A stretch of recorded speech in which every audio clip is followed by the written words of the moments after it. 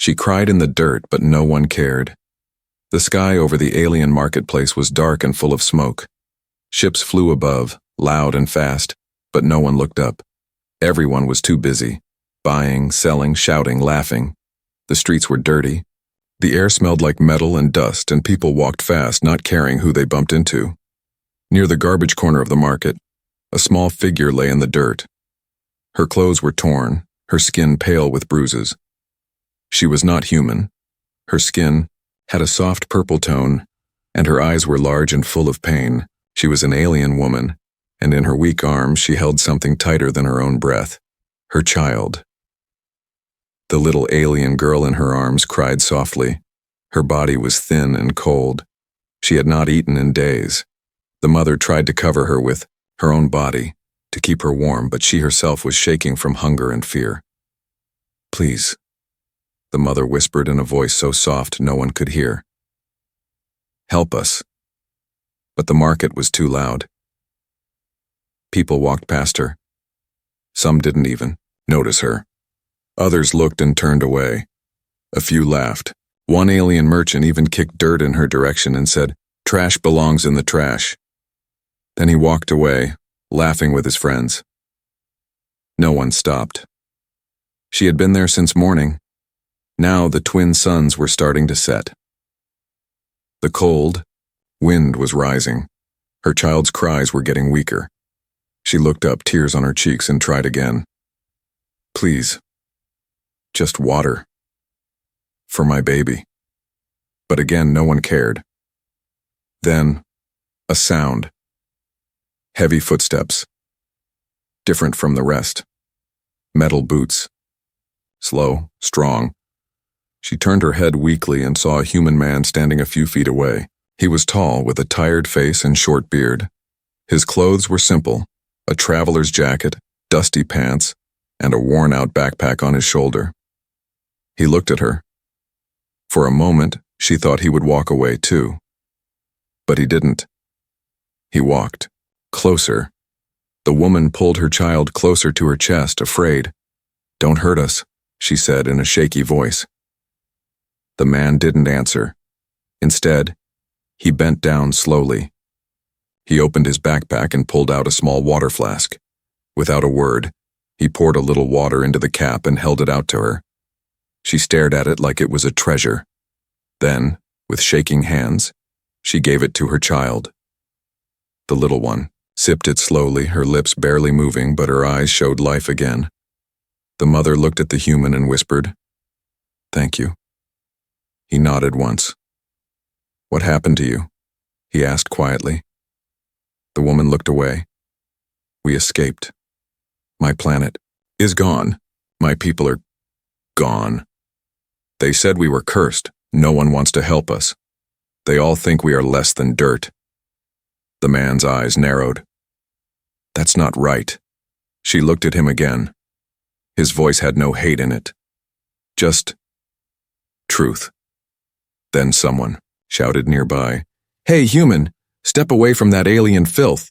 It was a guard, one of the market enforcers. His armor was bright silver and he carried a shock rod in his hand. 2 other guards were behind him. The man stood up straight but didn't move away. "She's not filth. She's a mother, and her child is dying." "She's from the Vexari bloodline," the guard growled. "Helping her is against planetary code." "I don't follow that code," the man said. "You will if you want to leave here alive," the guard warned. The human looked down at the mother and her child. He saw their shaking bodies. He saw the fear. Then he looked back at the guard. Then, "I'll stay," he said calmly. The guard raised his shock rod. The air around them got tense. Some market people stopped to watch. A few laughed. Some whispered. The mother held her child tight, shaking. "Please," she said. "Don't get hurt for us," but the human didn't move. He stood like a wall between the guard and the small alien family. The guard took a step forward, and then stopped, because something strange happened. The human slowly took off his jacket. It was old but warm. He bent down and wrapped it around the alien mother and her child. She looked up at him with wide, shocked eyes. "No one has ever," she whispered. Why would you? He looked at her, then at the sky. Because someone has to care, he said. The law forbids helping her. The human's name was James Cale. He was not a soldier, not a hero, not someone famous. Just a man who once fixed ships and stayed away from trouble. But trouble had now found him. James sat on the cold metal floor of the alley beside the alien mother and child. His jacket was wrapped around them, and he had given them the last of his water. The little girl had fallen asleep in her mother's arms, her breathing still weak but steady now. Above them, the neon signs of the market blinked red and blue. Music played somewhere, loud and careless. It didn't match the pain in this quiet corner. The mother spoke again, her voice soft like falling dust. "My name is Sirah," she said. "My daughter is Nali. We don't want to die." James looked at her. "You won't." But deep inside he knew the truth. This place, this planet didn't forgive kindness. Suddenly, heavy boots echoed nearby. James turned. 3 guards stood at the end of the alley, their faces hidden behind steel masks, glowing visors showing anger. The lead guard pointed at him. "Step away, human. That creature is under Galactic Class C ban. Her kind brings death and disease." James stood up slowly. "She's a mother with a child, that's all I see." "She's Vexari," another guard snapped. "Their blood is dangerous. They were wiped out for a reason." "She's still alive," James said, firmly. "And so is her child, that's reason enough." The guard stepped closer. The leader raised his baton, blue sparks dancing at the tip. "You're breaking planetary law, human. Touching, feeding, or sheltering a Vexari is a charge of civil betrayal." James didn't move. His voice was low, steady. "Then arrest me." Sarah pulled her daughter tighter, fear in her eyes. "No, please, they'll kill you. Please don't do this." But James didn't blink. The guards moved in, closer and closer. The crowd at the market edge began to grow, people whispering, watching, enjoying the scene like a show. One guard reached for Sarah, and that's when James moved.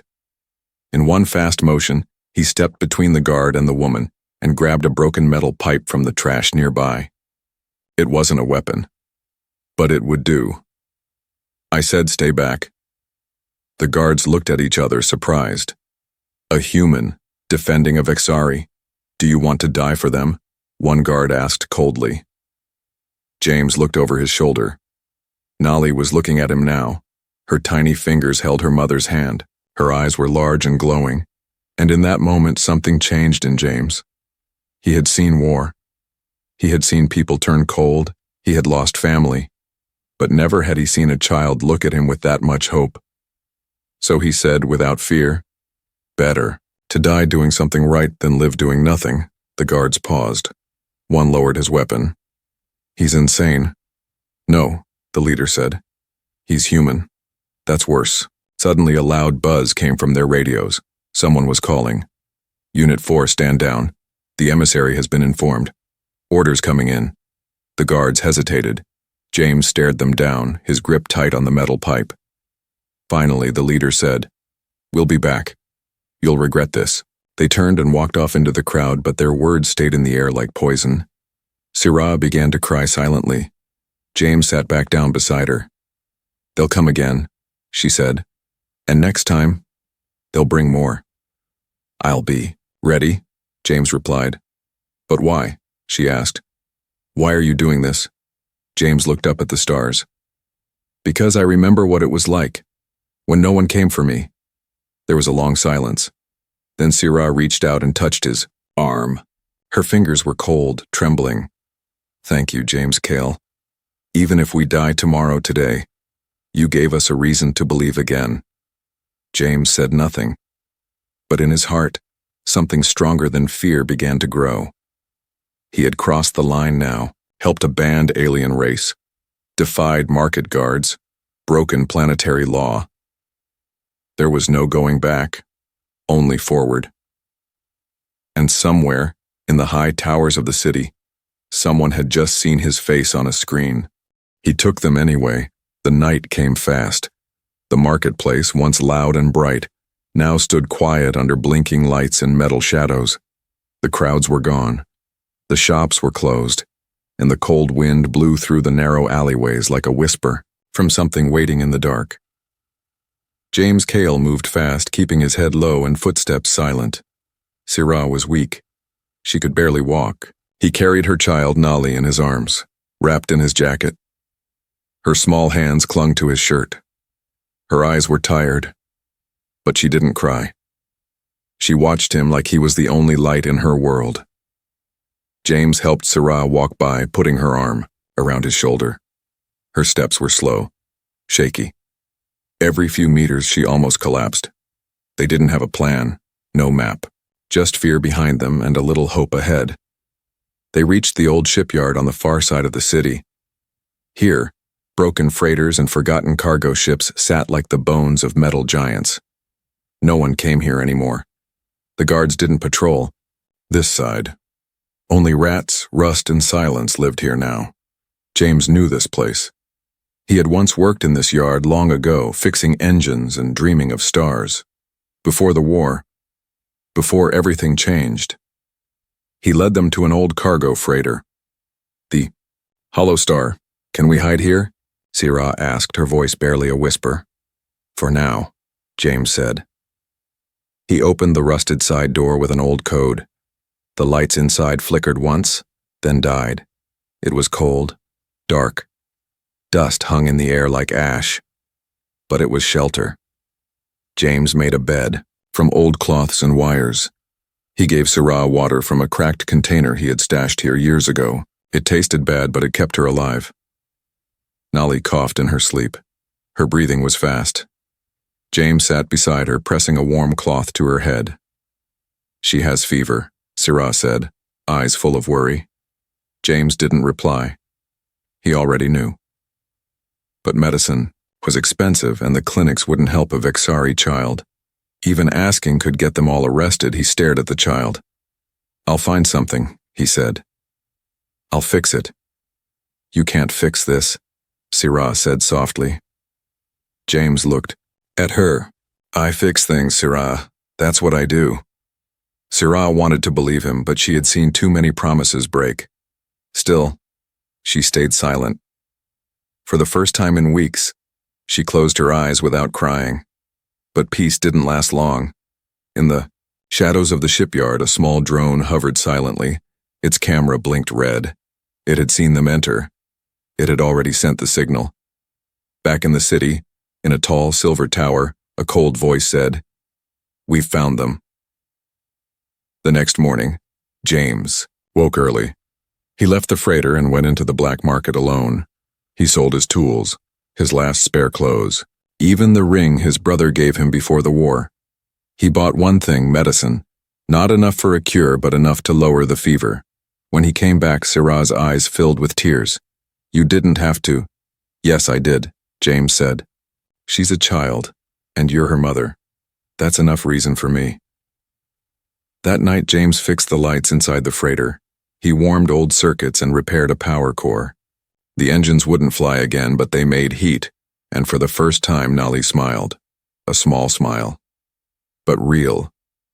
James saw it, and felt something strange in his chest.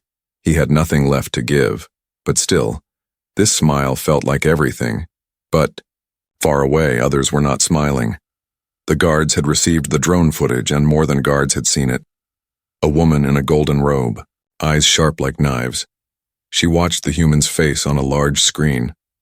Why would a human risk so much? She asked. A servant replied, He took them anyway, my lady. The woman frowned. Then he is either a fool or something far more dangerous. She turned away and said one word. Bring him in, alive. Her secret was dangerous. For the first time in days, the freighter felt like a home. The lights James fixed gave a soft glow. The air smelled like old metal and engine grease, but it was warm. Nali no longer coughed so much. Syrah's skin had more color. Even James, though tired and hungry, managed a small smile when the little girl called him Jajems in her soft voice. But peace, James knew, never stayed for long. That evening, as the wind howled outside the cargo ship, Sirai sat beside him on the cold floor. Nali was asleep nearby, wrapped in blankets James had stitched from seat covers. Sirah looked at her daughter, then at James. Her hands were shaking. "I need to tell you something," she said. James glanced at her. "You don't have to—" "No," she interrupted, her voice sharp with fear. "You do not understand. You've risked too much. You have the right to know." James waited. He saw the storm in her eyes. "My daughter," she began, "is not like other children, not even among the Vexari." James tilted his head. "What do you mean?" "She was born during the blood eclipse," Sirah whispered. "On our world, it's very rare. A time when the moon turns red and the skies fall silent. It is believed to bring either great healing or great death." James looked at Nali's tiny, sleeping face. "She's just a child." "No," Sirah said. "She's more." She pulled back the cloth from the child's arm. Under the skin, faint glowing lines pulsed with light. Not tattoos, not tech. Bio-light. James leaned in. "That's not natural." "It's not," Sirah whispered. "It's genetic. A gift or a curse." Then she spoke the words that would change everything. "Her blood can heal almost anything, injuries, disease, even the plague that destroyed my people." James sat back slowly, stunned. "That's why they hunted you." Sirah nodded. "They wanted her, not to save others, but to control it, to sell it, to weaponize it. They would have drained her, until nothing was left." James's jaw tightened. "They call her cursed," Sirah said. "But she's a miracle."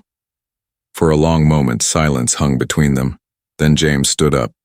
He walked to the wall and stared at the blinking lights. He didn't speak. He didn't move. He just breathed. Slow and heavy. Sirah stood, afraid. "You hate us now." "No," James said. "Then you're afraid of her." He turned and looked at her, his voice steady. "I'm afraid of what they'll do if they find her." They both turned as a soft voice spoke. Hungry." It was Nali. Awake now, eyes big and sleepy. James smiled. "Well, I think I have. Half a ration bar left." He broke it and gave her the larger piece. She smiled, crumbs sticking to her cheek. Sirah watched James and her daughter, her heart heavy with emotion. No one had ever helped them. No one had ever looked at her child like this, not with fear, not with greed, but with care. Outside, the night grew darker, but in a faraway tower, the golden-robed woman, the emissary, stood before a glass screen. Her spies had intercepted the drone feed. She watched James and the child inside the freighter. "She's alive," the emissary whispered. "The blood child." Her guard stood silent. "Prepare the hunters," she said coldly. "Alive if possible. But if the child resists—" She paused, lips curling slightly. "Bring me her blood." Back at the freighter, James sat beside the sleeping child, holding a wrench in one hand. He wasn't fixing anything, he was waiting, watching. He knew they were coming, and now, he also knew why. They found us. The wind howled through the shipyard like a wounded beast. James didn't sleep that night. He sat near the entrance of the old freighter, holding a wrench in one hand and a small energy blaster, barely charged, in the other. He had set up makeshift traps using engine wires, fuel lines, and sharp scrap pieces. It wouldn't stop soldiers, but it might buy him time. Inside the ship, Sirah was resting, her arms wrapped tightly around Nali. The child was calm now, breathing gently, her little hand gripping a piece of James's jacket like it was her whole world. James stared at the door. He felt it, deep in his bones. They were coming. They arrived just before sunrise, not with loud engines or screaming lights, but quiet. Too quiet. A small pulse cut through the air, barely a hum. James turned sharply. A red laser dot moved across the floor, a scanner. He rushed inside and whispered, "Wake up now." Syrah sat up instantly, her eyes wide with fear. No. Not yet. Please, not yet. James didn't waste time. He grabbed a metal crate, opened a small hidden compartment, and motioned. Get inside. Syrah hesitated. What about you? I'll slow them down, he said. You'll die, she whispered. James looked into her eyes. If I don't, you all will. Syrah kissed her daughter's head, then climbed into the crate. James shut it, locked the seal, and grabbed his pipe wrench again. Outside, shadows moved. 3 figures appeared, tall, masked, silent. They wore dark armor with glowing red stripes and moved like ghosts. Not local guards. Hunters. James stepped into the hallway. One hunter raised his hand. Human. Step aside. We only want the Vexari. James didn't move. She's gone, he said. Left hours ago. You're too late. The hunter didn't blink. Lying will cost you. We smell her blood. We tracked her here. James gripped, his wrench tighter. Then your machines are broken. One of them fired. A flash. James dove behind a crate. Sparks flew. The blast missed him by inches. He rolled, pulled a wire, and a trap went off, exploding gas canisters and flame. 1. Hunter was thrown into a wall, armor cracking. James ran, fast, heart pounding, but another hunter grabbed his leg, yanked him down. James slammed his wrench into the hunter's helmet again and again until it shattered. Blood spilled. But the third hunter grabbed him from behind, throwing him hard into the wall. Pain exploded in James's back. His blaster slid out of reach. The hunter raised a shock blade. Then, a scream. From behind. Syrah. She had come out of the crate, holding a sharp pipe. No, she cried. She stabbed the hunter in the arm. He turned and shoved her hard. She fell back, hitting the floor. James, barely conscious, crawled to the blaster. The hunter stepped towards Syrah, blade high, and then, a shot. Boom. The blast hit the hunter, square in the chest James had fired. The hunter dropped. Silence filled the ship. Smoke curled from the blaster. James coughed, then crawled to Syrah. Nolly, she gasped. James rushed to the crate and opened it. The little girl was there, eyes wide, shaking. He picked her up gently. It's okay, he whispered. You're safe. But outside the ship, a sound echoed, a deep, cold horn. More were coming. James looked at the destroyed freighter, the broken walls, the bodies. This place was no longer safe. We can't stay, he said. Where will we go? Syrah asked. James looked to the stars. Somewhere they won't find you. But they'll keep coming, she said. James nodded. Then I'll keep fighting. He turned to her. You have a secret, but so do I. What? I used to build ships. He walked to the engine core and opened a hidden hatch. Let's see if this one can still fly. The Queen knows. What he did far above the smoke-covered city, the royal spire touched the clouds. At its peak in a silver hall lit by quiet stars and silent machines, she stood.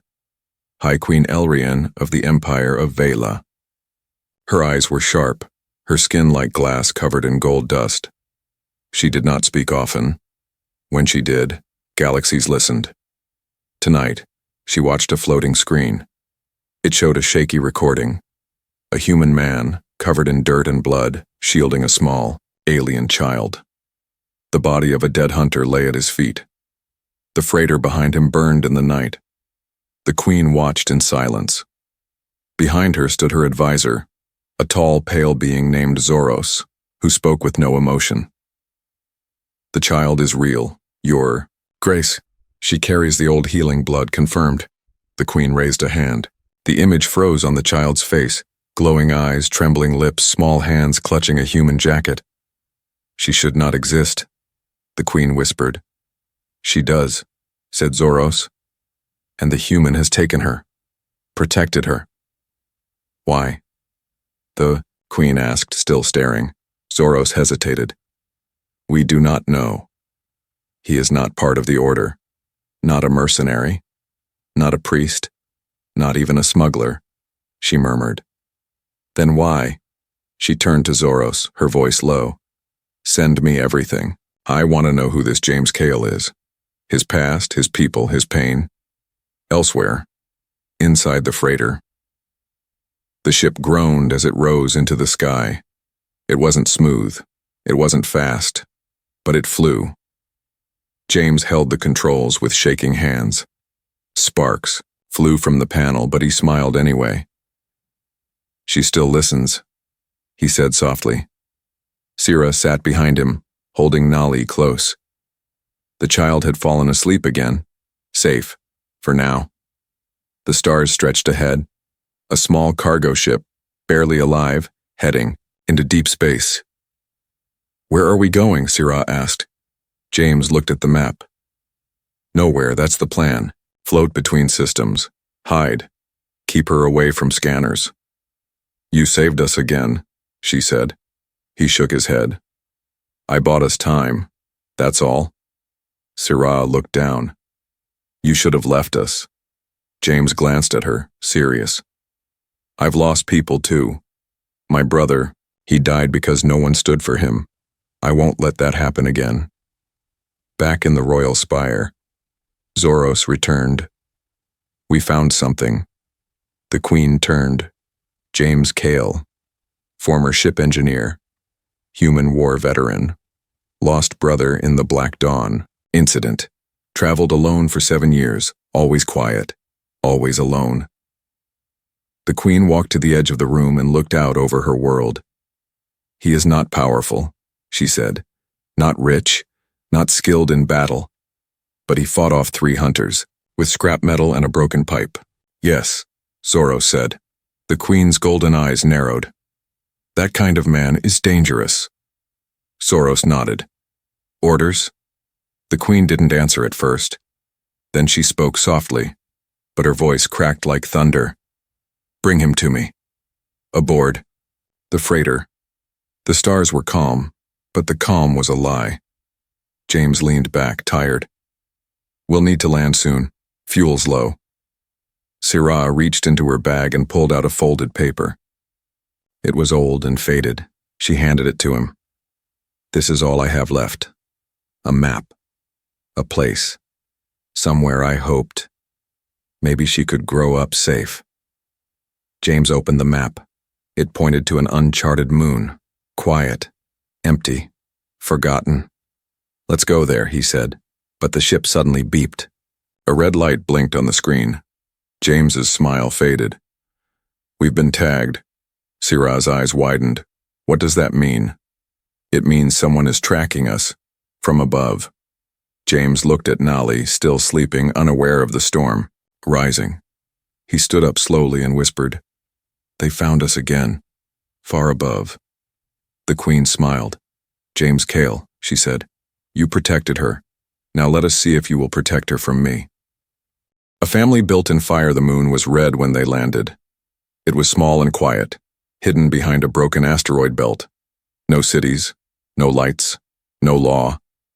Only a thick forest of silver trees and deep caves that swallowed sound. A place forgotten by Mapsum, but not by Sira. This is where my mother came from, she said, before the wars, before the curse. James looked around. The air was clean, but the sky felt heavy, like something was watching. He didn't like it. Still, they set up camp near an old ruin, a fallen tower half-eaten by vines and time. James fixed a signal blocker and dug a trench for the freighter's core. Sira gathered food. Nali laughed, chasing a tiny glowing bird through the grass. For a moment, they looked like a family. But peace has a price, and it was time to pay. That night, as stars blinked above, the Queen arrived. Not with ships or soldiers, but alone. She stepped out from the dark forest like a ghost made of gold and fire. Her long robe didn't touch the ground. Her eyes glowed like suns. James woke first. He grabbed his blaster and ran outside. She was already standing near the freighter, her hands behind her back. You came all this way, James said. I walk for no one, she replied. But for the child, I fly. Syrah rushed out holding Nali. James moved between them. You're not taking her. I don't need to take her, the Queen said. I only need you mate to choose. What? The Queen looked at James, her face calm. You stand in the fire of kings. You disobeyed our laws. Killed my hunters. Saved the last of a forbidden bloodline. Why? James stared at her. Because no one else would. The Queen nodded slowly. Your courage has made you dangerous, but it has also awakened something. She walked closer and touched Nali's forehead gently. The child didn't flinch. She is powerful, the Queen said, but power in the wrong hands is disaster. Then don't let the wrong hands touch her, James said firmly. And you? The Queen asked. Are your hands strong enough to carry her fate? James was silent. The Queen turned to Syrah. You are her blood, but he is her heart. Then she stepped back and lifted a golden stone from her sleeve. It glowed and hovered in the air. This is the blood bond, she said, an ancient law. If a protector proves worthy, they may claim full right to defend and raise a sacred child, even against the crown. James looked at Syrah. She looked back, her eyes full of tears. It means you'll be ours, she whispered. Not by pity, but by right. James stepped forward. I choose them. The stone lit like a sunburst. A wave of light spread through the air. Even the Queen stepped back. She smiled, for the first time. Then let it be known, she said. The girl is under human blood bond. No hand may touch her unless she calls for it. She turned and walked into the forest without another word. Later that night, under the stars, James sat with Nali in his lap and Syrah by his side. You didn't have to do it, Syrah whispered. James smiled. I wanted to. I was tired of running from everything, tired of being alone. Nali reached up and touched his cheek. Papa, she said softly. James felt his heart break and rebuild in 1 second. He looked at Syrah. She whispered, We are not just alive, James. We're something new now. A family. Built not by blood, but by choice. Built in fire, and still standing. The end.